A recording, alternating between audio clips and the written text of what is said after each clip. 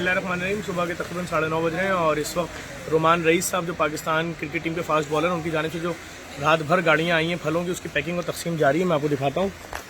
सारी सब्जियों के मुकम्मल पैकेट बनाए जा रहे हैं यहाँ पर, और ताकि लोगों को जो दिए जाएँ वो उनके पास तमाम चीज़ें हों इस्तेमाल की। इसमें आलू भी है, प्याज भी है और बंद गोभी भी है। देखें ये तमाम आइटम इसमें। उसके अलावा प्याज और आलू के जो बोरे हैं वो यहाँ पर भी मौजूद हैं।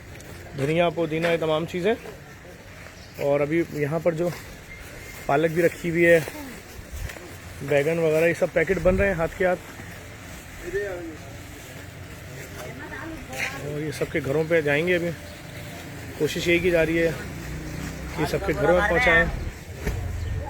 और उसके अलावा नींबू वगैरह भी हो। पीछे ट्रक आ रहे हैं मज़ीद, पीछे वाला भी जगह फुल हो रही है। यहाँ रात भर पैकिंग चलती रही है, अभी मज़ीद ट्रक आ रहे हैं।